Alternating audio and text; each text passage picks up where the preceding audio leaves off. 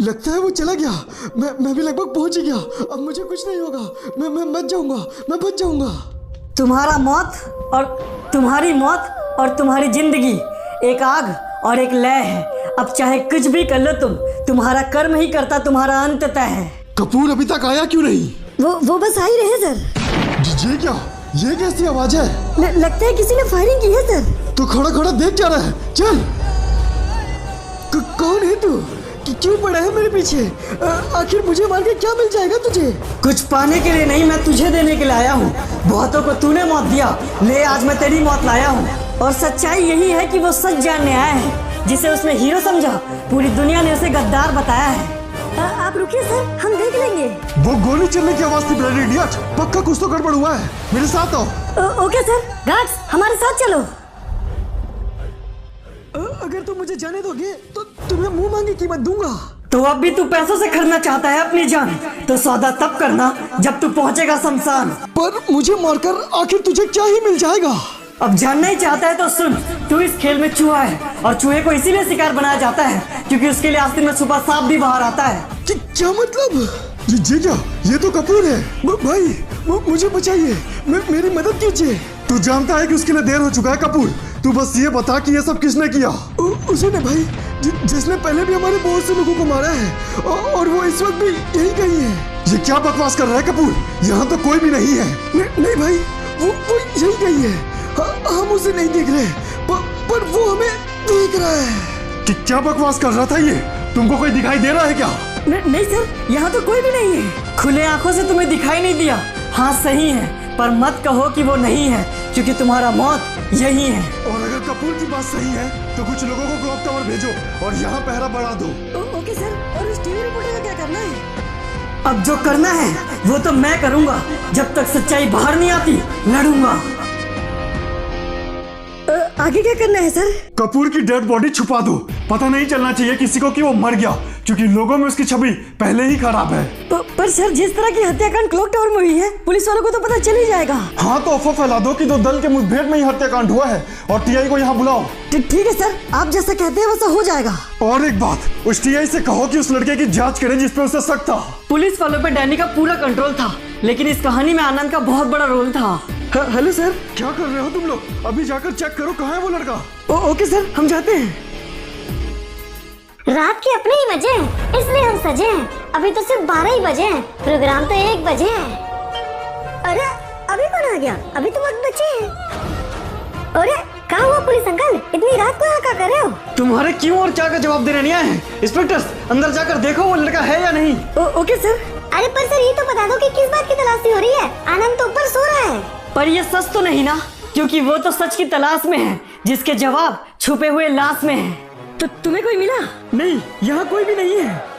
अरे सर मानो हमारी बात, हम एकदम सही कह रहे हैं। आनंद ने कुछ नहीं किया है, वो तो ऊपर सो रहा है और हम जा रहे थे नाचा देखने। अब हमको थोड़ा देर हो रहा है सर। अच्छा, तो तुम ये सब शौक भी रखते हो? रुको, तुम्हारा भी एक केस शुरू करवाते हैं। क्या हुआ इंस्पेक्टर? सर ये झिंगुर झूठ कह रहा है, ऊपर तो कोई भी नहीं है। तो इसका मतलब सर का शक सही निकला। पुलिस स्टेशन में इन्फॉर्म करो, उस लड़के की तलाशी करवाओ और इस पे निगरानी रखो। वैसे उसकी जरूरत नहीं है सर, अब हम कहीं नहीं जाएंगे। जा तो अब तुम वैसे भी कहीं नहीं सकते जब तक तुम्हारा दोस्त नहीं मिल जाता। हाँ ठीक है, हम समझ गए सर। हाँ तो अब डैनी के आदमी ही नहीं, पूरा पुलिस फोर्स भी उसे खोजना चाहता है। पर काला की यही तो खासियत है, वो अंधकार में कहाँ नजर आता है। ओके ना मैम, अब हम शुरू कर सकते हैं, पर प्लीज थोड़ा सोच के बोलिएगा। आपको तो पता ही है ना कितना सेंसिटिव मैटर है। डोंट वरी, आई नो, बस समझ नहीं आ रहा है कि शुरू कहाँ से करूँ। इसलिए तो कह रहे हैं ना मैम कि इसको रहने देते हैं ना, बहुत बड़ा मैटर है। अरे बाप रे, अब तुमको क्या हुआ? मैम वो आपके पीछे कोई है। हाँ कौन है आप? इस बात से क्या फर्क पड़ता है? तुम क्लॉक टावर के मामले को रिपोर्ट करना चाहते हो ना? हाँ, क्या आपको उसके बारे में कुछ पता है? हाँ पता है, क्योंकि वो कांड मेरे वजह से ही घटा है। क्या मतलब? मतलब बिल्कुल साफ है कि उन सभी लोगों को मैंने ही मारा है। पर क्यों?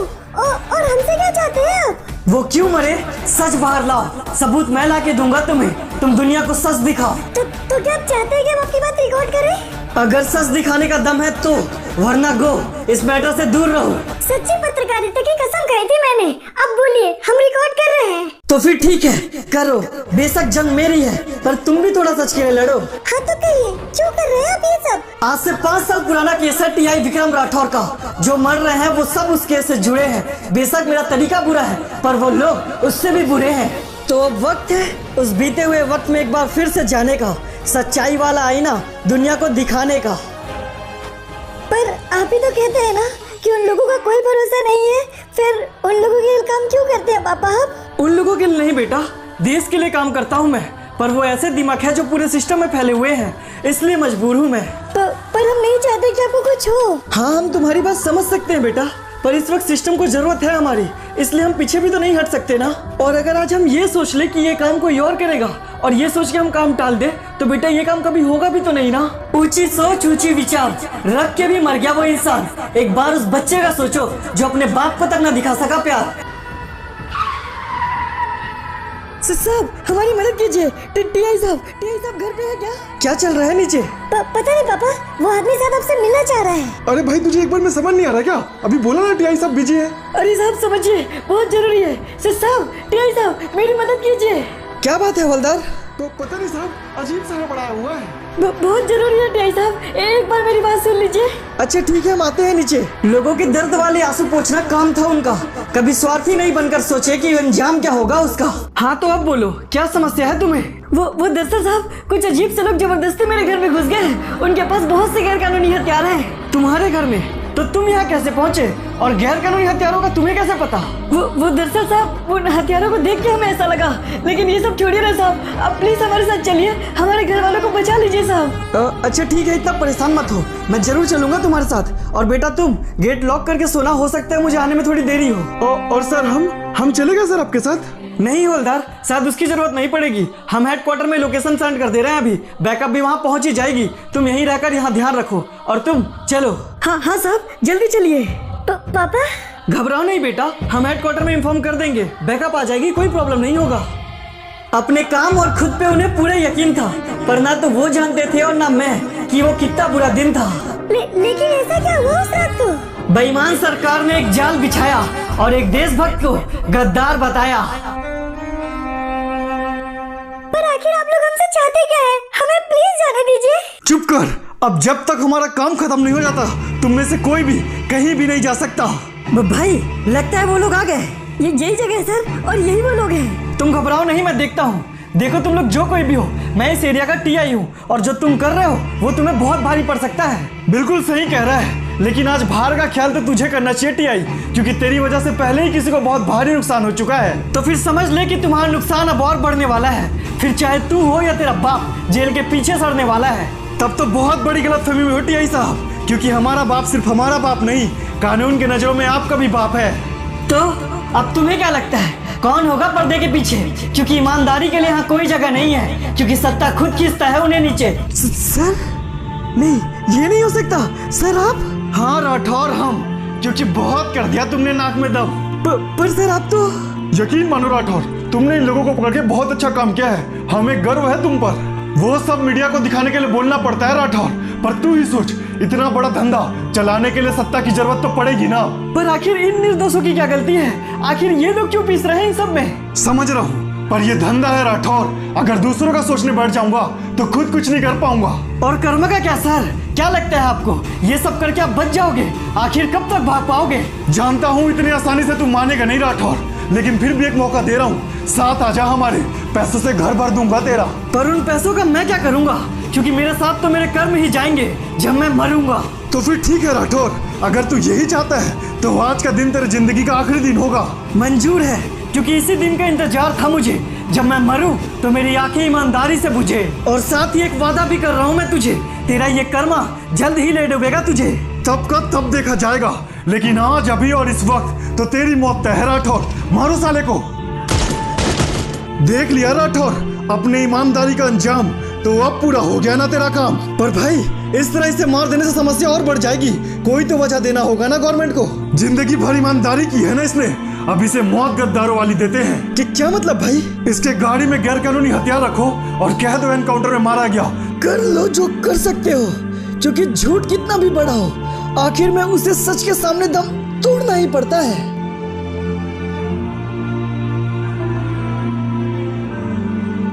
और अगर तुम्हें मेरी कोई बात गलत भी लगती है तो अपने ऑफिस में रखा केस फाइल नंबर 38 पढ़कर देखो। पर 38 तो कॉमन राइट्स के केसेस है जिसे कोई भी नहीं पढ़ता, इसलिए मैंने फाइल्स बदल दिए हैं। विक्रम राठौर की फाइल तुम्हें वही मिलेगी।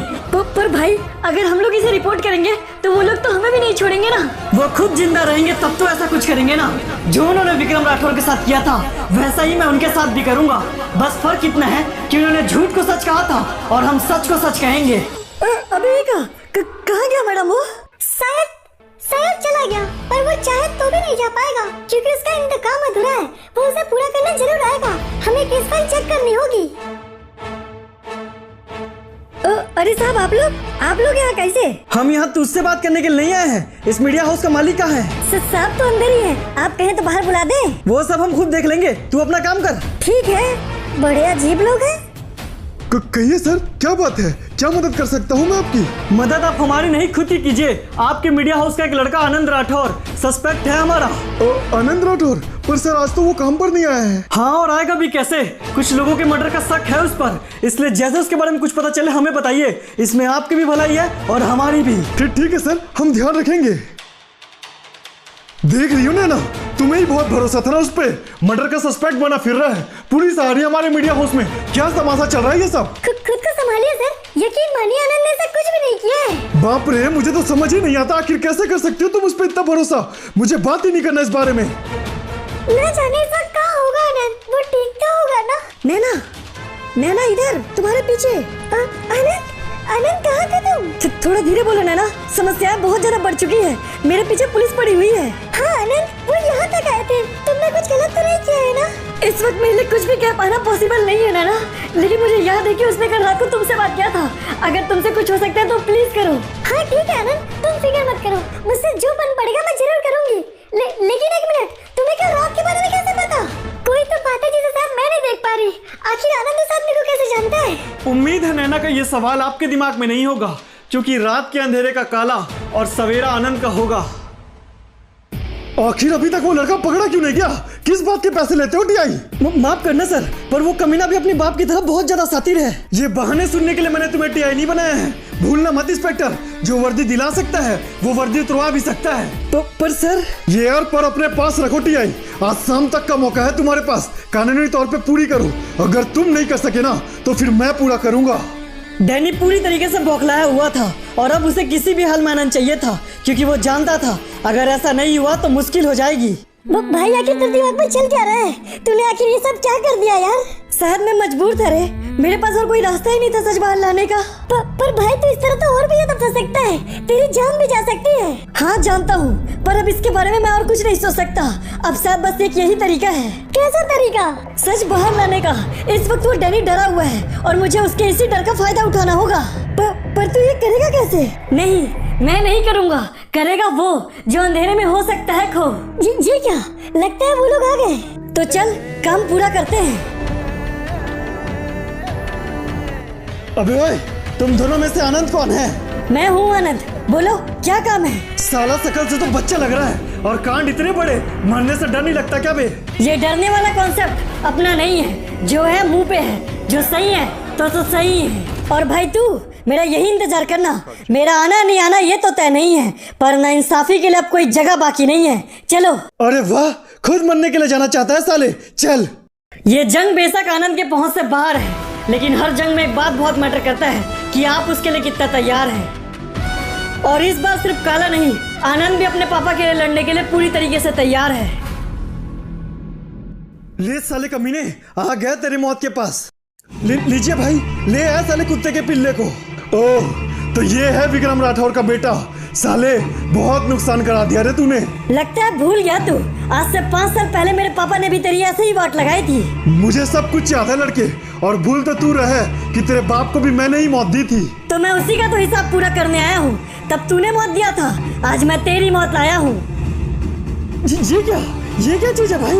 वो तो तुम्हें सोचना है, कर्मा का रूप है या भूत है, जहर का घूंट है या तुम सबके मौत का दूत है। भाई कुछ बोलिए भाई, मुझे तो ये बिल्कुल भी समझ नहीं आ रहा है। क्योंकि मेरी बातों को जो समझने के लिए चाहिए उसे दिमाग कहते हैं, और जो तुम्हारे दिमाग में है उसे राग कहते हैं। अरे ये कैसे किया तूने? मैं चाहूँ तो वो सब कर सकता हूँ जो तुम्हारे समझ से बाहर है। ध्यान से देखो, तुम्हारी मौत तैयार है। भाई ये पक्का कोई जादूगर है, इस पे गोलियां भी असर नहीं कर रही। ईमानदारी की होती तो कारगर होती, पर ये बेईमानी की है, इसलिए बेकार है। जी क्या? आखिर ये सब कर कैसे रहे तू? मैंने तो पहले ही कहा था कि मैं तेरा मौत हूँ, जो तू सोच भी नहीं सकता वो मैं यही कर दूँ। पर तू तो अपने बाप को बेकसूर साबित करना चाहता था ना। अगर तू मुझे इस तरह मार देगा तो तेरा बाप कभी बेकसूर साबित नहीं होगा। उसकी फिक्र तू मत कर, उन्हें इंसाफ दिलाना मेरा काम है। तुझ जैसों के लिए बना सिर्फ शमशान है। तो क्या तू मुझे मारना चाहता है? तू इस तरह कानून अपने हाथ में नहीं ले सकता। जब तूने ये सब किया तब बात अलग था, अब हमारे लिए क्यों अलग है? तेरे लिए कानून कुछ और हमारे लिए कुछ और है। आखिर तुम लोग क्या तमाशा देख रहे हो? मेरी जान बचाओ, मैं डैनी हूँ। मदद तो हम करना चाहते हैं सर, पर आपने जो किया है उसके लिए माफी तो नहीं बनती। तुम मेरी मदद नहीं करोगे तो क्या हुआ? पुलिस मेरी मदद करेगी। मदद नहीं, वो तुम्हारे मौत का तमाशा देखने आई है। तुमने बहुत आग लगा लिया, अब आग लगाने की बारी हमारी आई है। तुम्हारे गलत कर्मों का यही अंजाम है, इसलिए इंसानियत दिखाओ। इंसानियत ही जिंदगी का दूसरा नाम है।